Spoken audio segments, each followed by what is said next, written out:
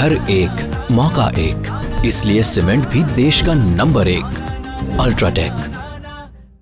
Mutual fund सही है presents ESPN cricket 4 time out Hindi powered by UltraTech cement में स्वागत है आपका। आईपीएल फिलहाल एक ऐसे मोड़ पर रुक गया है जहां पर ऑलमोस्ट लीग स्टेज खत्म हो चुका था और फिर थोड़ा सा पड़ाव के बाद वापस आएगा आईपीएल जरूर। और इस वक्त हमारे साथ वापस आ चुके हैं आकाश चोपड़ा। स्वागत है आकाश भाई आपका। Thank you so much. Akash भाई, ऐसे वक्त तो रुका जो लग रहा था कि भाई अब तो 12-13 मैच बचे, लीग स्टेज खत्म है, अब हम लोग जाएंगे प्लेऑफ्स की दौड़ में। कई टीमें सोच रही थी कि अब क्यू उनके बगल में लिखाएगा, कुछ के तो ई लिखा गया था। तो क्या जिनके पास क्यू लिखाने का ऑप्शन था, जो टॉप की टीमें हैं, उनके लिए थोड़ा सा झटका ब्रेक के बाद दोबारा स्टार्ट करने पर? देखिए, होता है थोड़ा सा मुश्किल, क्योंकि जब चीजें अच्छी चल रही हों तो फिर आप नहीं चाहते कि वो रुके। जैसे वो एक होती है ना कि बहुत बढ़िया मूवी चल रही हो, तो फिर आपको ना वो इंटरवल अच्छा नहीं लगता कि बीच में क्यों ही आना है, ना चलने दो, क्यों तंग कर रहे हो। पर अगर मूवी अच्छी ना चल रही हो तो आपको लगता है थोड़ा ब्रेक ले लेते हैं, थोड़ा पॉपकॉर्न वॉपकॉर्न बाहर से ले आते हैं और फिर जाके दोबारा देख लें, क्या पता बाद में कोई ट्विस्ट हो। तो जिसकी तो कहानी समाप्त हो चुकी थी या समाप्त होने वाली थी, या लग रहा था आउटसाइड चांस है, जैसे एक बार वो कोविड टाइम्स का हमें याद है कि कोलकाता के लिए एक वो संजीवनी बूटी बन के आया था, कि जब तक यहाँ थे तो ऐसा लगा कि खेल ही नहीं रहे हैं, वहाँ खेलने लगे तो कह रहा था रुक ही नहीं रहे हैं, और इवेंचुअली वो बहुत बढ़िया खेलते हैं, फाइनल तक पहुंचते हैं। पर यहाँ पर ये बात तो सच है, जिसका अच्छा चल रहा था उसके लिए परेशानी है, जिसका नहीं चल रहा था वो कहता है ठीक है, अच्छा थोड़ा सा टाइम मिल गया, स्ट्रेटेजिक टाइम आउट। बिल्कुल। और जो तीन टीम बाहर हो चुकी, सीएसके, आरआर और एसआरएच, उनके लिए सीजन को अगर आप देखेंगे, क्या सबक मिला? हम हमेशा कहते हैं विन और लर्न, तो उनको क्या लर्न मिला है? देखिए, एक एक करके अगर चलेंगे तो सीएसके को तो ये मिला है कि हमें अपनी फिलॉसफी में बदलाव करना पड़ेगा। अभी तक जो चीज़ें चल रही थी, जिस बात का हमें बहुत गुरूर था, वो गुरूर टूटा है इस साल एक्चुअली, क्योंकि ये सबसे अलग चलते थे। इनका ऑक्शन की स्ट्रैटेजी अलग रहती थी, इनकी सोच जो थी वो बिल्कुल भिन्न थी सबसे। सारी टीम कहती थी T20 स्पेशलिस्ट चुनने हैं, युवा खिलाड़ियों की तरफ जाना है, इट्स यंग मैन स्पोर्ट। उन्होंने कहा नहीं, हमें सिर्फ एक्सपीरियंस चाहिए, हमें कहीं और ना भी कर रहा हो, कोई फॉर्म में नहीं है, हम करा देंगे, टेंशन मत लो, हमारे पास है ना, हम कर देते हैं। और हम तो वो रचिन चाहिए, हमें हमें साथ में वो डेवन कॉनवे चाहिए, सैम करन के कितने भी सीजन खराब हो कोई बात नहीं, हम हैं, कर लेंगे। तो ये इस बार ये थोड़ा सा भ्रम टूटा है, तो इस वजह से। और मुझे तो लगता है कि उन्होंने एक्सेप्ट भी कर लिया है कि हो गई गलती, अब ना हमें अलग रास्ते पे जाना पड़ेगा। तो वो रास्ता उन्होंने बदल दिया है, अब दूसरे नंबर की बस में बैठ गए हैं, इसलिए युवाओं को लाना शुरू कर दिया ऑलरेडी। और ऑलरेडी उन्होंने जो अगले साल की जो मिनी ऑक्शन होनी है उसको एस भी अभी करने का पूरा प्रयास कर लिया है, प्रयत्न पूरे किए हैं। अब देखते हैं आगे क्या होगा। तो ये तो चेन्नई की कहानी हुई। अगर हम बात करें हैदराबाद की, वो बड़ा इंटरेस्टिंग है, क्योंकि जब चेन्नई का सोचते हो आप कहते हो चलो बदलाव करेंगे, कि ये उन्होंने दूसरे नंबर की बस पे बैठ गए, अब कहीं और चले जाएंगे।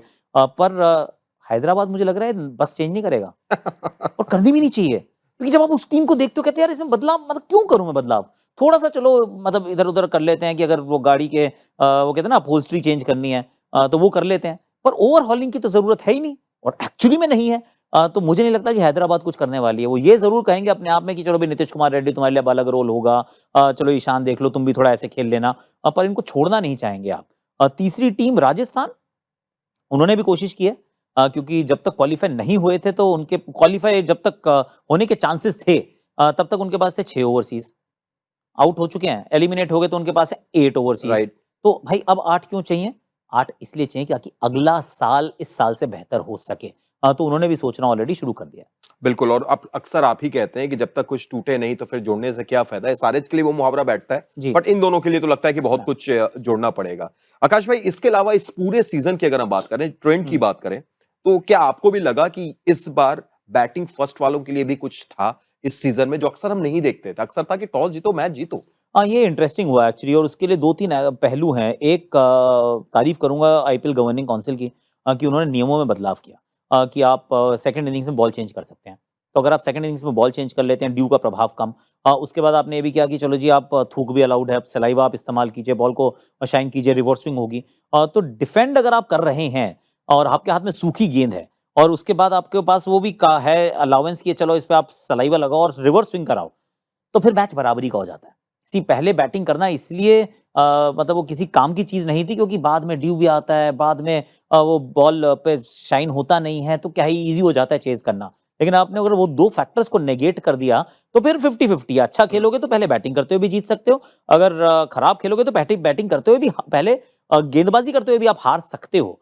तो ये एक अच्छी चीज रही। और दूसरा, आई थिंक पंजाब किंग्स ने ये बदला है। वो एकमात्र ऐसी टीम रही जिन्होंने कहा कि हम बैटिंग ही करेंगे।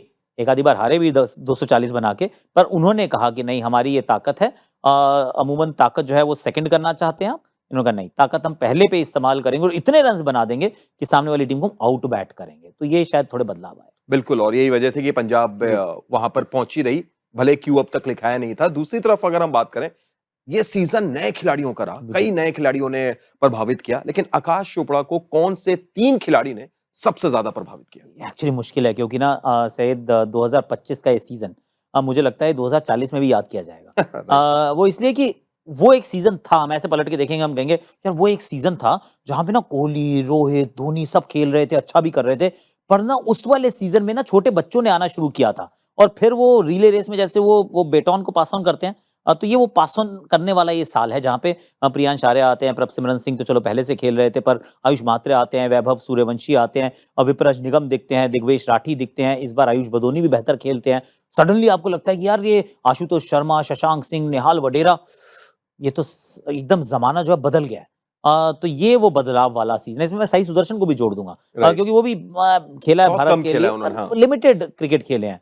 तो ये वाला वो सीजन है। अब 3 इनमें से अगर चुनने हो, और साई सुदर्शन अगर मुझे अलाउ हो चुनना, तो फिर मैं साई सुदर्शन को चुनूंगा। अगर मुझे अलाउंस नहीं मिलेगा वो वाला, तो फिर मैं जाऊंगा पंजाब के जो दोनों ओपनर्स है, बहुत बढ़िया खेले हैं। उनमें से एक, क्योंकि प्रभसिमरन भी काफी खेल चुके हैं उससे पहले, तो प्रियांश आर्या, जो पहली बार अगर देखे तो प्रियांश आर्या, विपराज निगम और दिग्वेश राठी।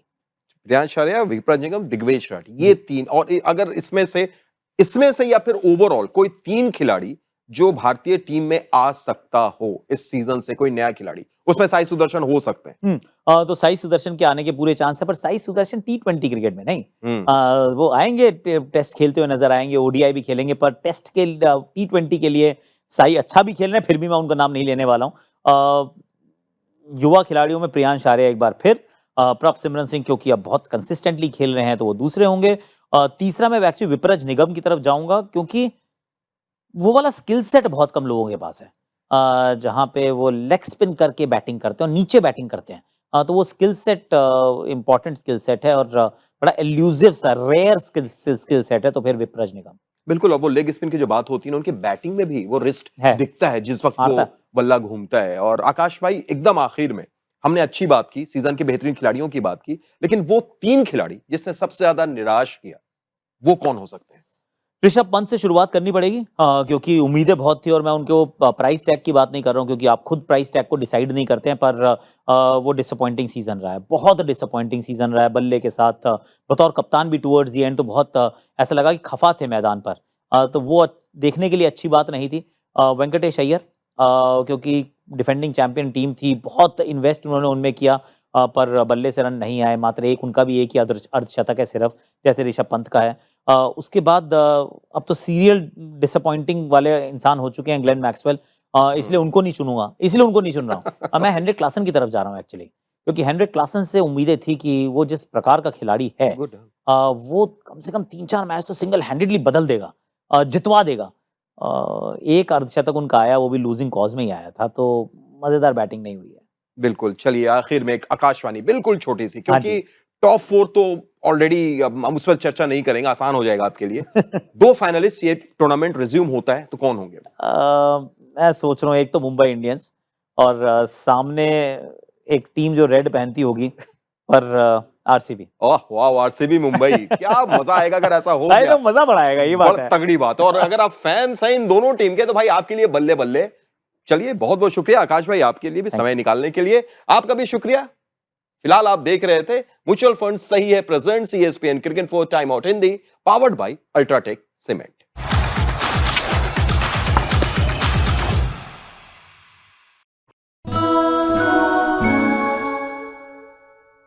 घर एक, मौका एक, इसलिए सीमेंट भी देश का नंबर 1 अल्ट्राटेक।